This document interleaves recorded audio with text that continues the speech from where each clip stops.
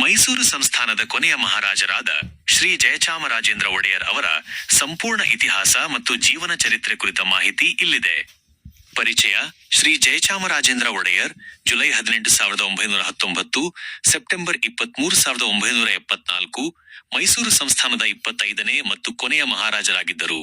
ಅವರು 1940 ರಿಂದ 1950 ರವರೆಗೆ ಮೈಸೂರು ರಾಜ್ಯವನ್ನು ಆಳಿದರು.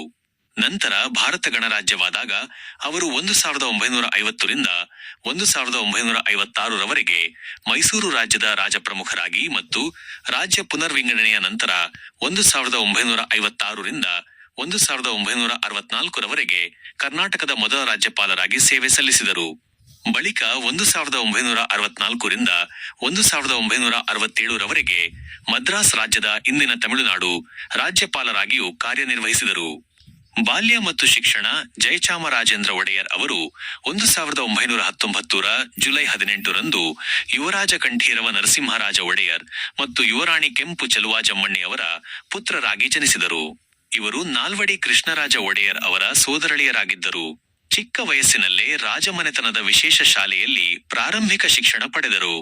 1936 ರಲ್ಲಿ ಮೈಸೂರು ಮಹಾರಾಜ ಕಾಲೇಜನ್ನು ಸೇರಿ 1938 ರಲ್ಲಿ BA ಪದವಿ ಪಡೆದರು. ಇಂಗ್ಲಿಷ್ ಮತ್ತು ಕನ್ನಡದ ಜೊತೆಗೆ ರಾಜನೀತಿ ಮತ್ತು ಅರ್ಥಶಾಸ್ತ್ರದಲ್ಲಿ ಅಪಾರ ಜ್ಞಾನವನ್ನು ಹೊಂದಿದ್ದರು.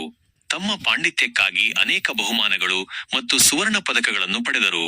ಲಂಡನ್ನ ಗಿಲ್ಡ್ಹಾಲ್ ಸಂಗೀತ ಶಾಲೆ ಮತ್ತು ಟ್ರಿನಿಟಿ ಸಂಗೀತ ಕಾಲೇಜಿನಿಂದ ಸಂಗೀತದಲ್ಲಿ ಗೌರವ ಪದವಿಗಳನ್ನು ಪಡೆದಿದ್ದರು.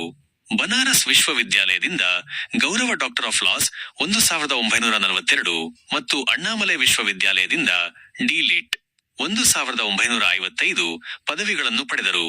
ಆಸ್ಟ್ರೇಲಿಯಾದ ಕ್ವೀನ್ಸ್ಲ್ಯಾಂಡ್ ವಿಶ್ವವಿದ್ಯಾಲಯವು ಇವರಿಗೆ 1936 ರಲ್ಲಿ ಡಿ.ಲಿಟ್ ಪದವಿ ನೀಡಿ ಗೌರವಿಸಿತು.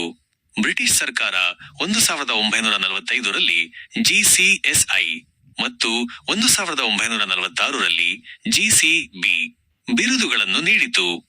ಆಡಳಿತ ಮತ್ತು ಕೊಡುಗೆಗಳು. ಪಟ್ಟಾಭಿಷೇಕ ಮತ್ತು ಆಡಳಿತ.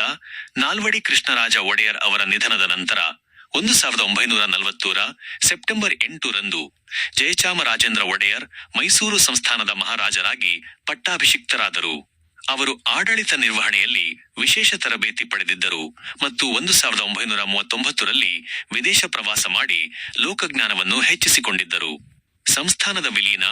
ಭಾರತಕ್ಕೆ ಸ್ವಾತಂತ್ರ್ಯ ದೊರೆತಾಗ 1947 ಭಾರತ ಒಕ್ಕೂಟದಲ್ಲಿ ತಮ್ಮ ಸಂಸ್ಥಾನವನ್ನು ವಿಲೀನಗೊಳಿಸಲು ಮುಂದಾದ ಮೊದಲ ಮಹಾರಾಜರಲ್ಲಿ ಇವರು ಒಬ್ಬರು. ಇದು ಅವರ ದೂರದೃಷ್ಟಿ ಮತ್ತು ಪ್ರಜಾಪ್ರಭುತ್ವದ ಮೌಲ್ಯಗಳ ಬಗೆಗಿನ ನಂಬಿಕೆಗೆ ಸಾಕ್ಷಿಯಾಗಿದೆ. ರಾಜಪ್ರಮುಖ ಮತ್ತು ರಾಜ್ಯಪಾಲ.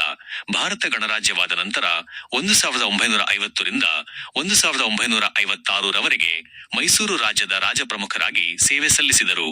ರಾಜ್ಯಗಳ ಪುನರ್ವಿಂಗಡಣೆಯಾದಾಗ ವಿಶಾಲ ಮೈಸೂರಿನ ಇಂದಿನ ಕರ್ನಾಟಕ ಮೊದಲ ರಾಜ್ಯಪಾಲರಾಗಿ 1956 ರಿಂದ 1964 ರವರೆಗೆ ಸೇವೆ ಸಲ್ಲಿಸಿದರು.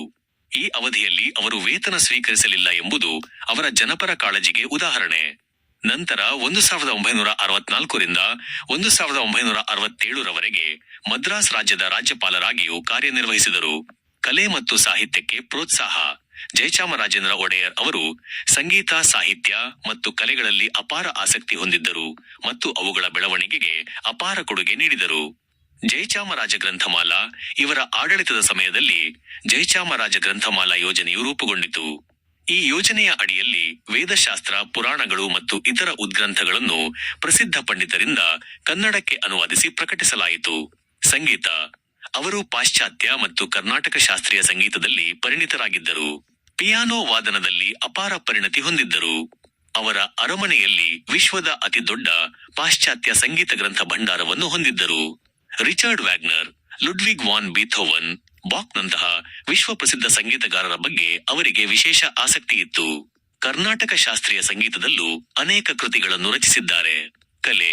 ಮೈಸೂರು ನಗರದಲ್ಲಿರುವ ಶ್ರೀ ಜಯಚಾಮರಾಜೇಂದ್ರ ಚಿತ್ರಶಾಲೆಗೆ ಅಮೂಲ್ಯ ವಸ್ತುಗಳನ್ನು ಸಂಗ್ರಹಿಸಿಕೊಟ್ಟರು. ಸಮಾಜ ಸೇವೆ ಮತ್ತು ಅಭಿವೃದ್ಧಿ. ಶಿಕ್ಷಣ ಮತ್ತು ಸಂಶೋಧನೆ. ಕೇಂದ್ರೀಯ ಆಹಾರ ಸಂಶೋಧನಾಲಯ, ಮೈಸೂರು ವಿಶ್ವವಿದ್ಯಾನಿಲಯದ ಸ್ನಾತಕೋತ್ತರ ಕೇಂದ್ರ ಮುಂತಾದವುಗಳಿಗಾಗಿ ನಿವೇಶನ ಮತ್ತು ಕಟ್ಟಡಗಳನ್ನು ಉದಾರವಾಗಿ ದಾನ ನೀಡಿದರು. ವನ್ಯಜೀವಿ ಸಂರಕ್ಷಣೆ. ವನ್ಯಮೃಗಗಳ ಬಗ್ಗೆ ಅಪಾರ ಆಸಕ್ತಿ ಹೊಂದಿದ್ದರು. ಭಾರತೀಯ ವನ್ಯಮೃಗಗಳ ಮಂಡಳಿಯ ಅಧ್ಯಕ್ಷರಾಗಿದ್ದರು.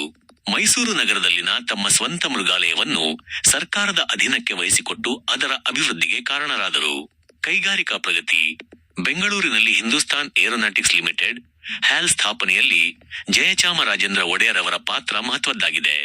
ಅವರ ದೂರದೃಷ್ಟಿ ಮತ್ತು ಸಹಕಾರದಿಂದ ಹ್ಯಾಲ್ನಂತಹ ಪ್ರಮುಖ ಕೈಗಾರಿಕೆಗಳು ಕರ್ನಾಟಕದಲ್ಲಿ ಸ್ಥಾಪನೆಗೊಂಡವು. ವೈಯಕ್ತಿಕ ಜೀವನ ಮತ್ತು ನಿಧನ. ಜಯಚಾಮರಾಜೇಂದ್ರ ಒಡೆಯರ್ ಅವರಿಗೆ 2 ಪತ್ನಿಯರು, ಸತ್ಯಪ್ರೇಮಕುಮಾರಿ ಮತ್ತು ತ್ರಿಪುರ ಸುಂದರಮ್ಮಣ್ಣಿ. ಅವರಿಗೆ 5 ಹೆಣ್ಣು ಮಕ್ಕಳು ಮತ್ತು ಒಬ್ಬ ಪುತ್ರ, ಶ್ರೀಕಂಠದತ್ತ ನರಸಿಂಹರಾಜ ಒಡೆಯರ್. ತಮ್ಮ ಕೊನೆಯ ದಿನಗಳನ್ನು ಪುರಾಣ ಮತ್ತು ಧಾರ್ಮಿಕ ಗ್ರಂಥಗಳ ಅಧ್ಯಯನದಲ್ಲಿ ಕಳೆದರು. ಅವರು 1974ರ ಸೆಪ್ಟೆಂಬರ್ 23ರಂದು ಬೆಂಗಳೂರಿನಲ್ಲಿ ನಿಧನರಾದರು. ಸ್ಮರಣೀಯ ಅಂಶಗಳು. ಜಯಚಾಮರಾಜೇಂದ್ರ ಒಡೆಯರ್ ಅವರು ಕೇವಲ ರಾಜರಾಗಿರಲಿಲ್ಲ, ಬದಲಾಗಿ ಒಬ್ಬ ತತ್ವಜ್ಞಾನಿ, ಸಂಗೀತಜ್ಞ, ರಾಜನೀತಿಜ್ಞ ಮತ್ತು ಉದಾರದಾನಿ ಕೂಡ ಆಗಿದ್ದರು. ಜನರ ಮಹಾರಾಜ ಎಂದೇ ಇವರನ್ನು ಕರೆಯಲಾಗುತ್ತದೆ. ವಿಶಾಲ ಕರ್ನಾಟಕದ ಕನಸು ಕಂಡಿದ್ದ ಇವರು ಕನ್ನಡಕ್ಕಾಗಿ ಸದಾ ಮಿಡಿಯುತ್ತಿದ್ದರು. ಇವರ ಆಡಳಿತ ಮತ್ತು ಜನಪರ ಕಾರ್ಯಗಳು ಇಂದಿಗೂ ಸ್ಮರಣೀಯವಾಗಿವೆ. ಭಾರತೀಯ ಸಂಸ್ಕೃತಿ ಮತ್ತು ತತ್ವಶಾಸ್ತ್ರದ ಅನಧಿಕೃತ ರಾಯಭಾರಿಯಾಗಿ ದೇಶ ವಿದೇಶಗಳಲ್ಲಿ ಪ್ರವಾಸ ಮಾಡಿ ತಮ್ಮ ಭಾಷಣಗಳಿಂದ ಪ್ರಖ್ಯಾತರಾಗಿದ್ದರು.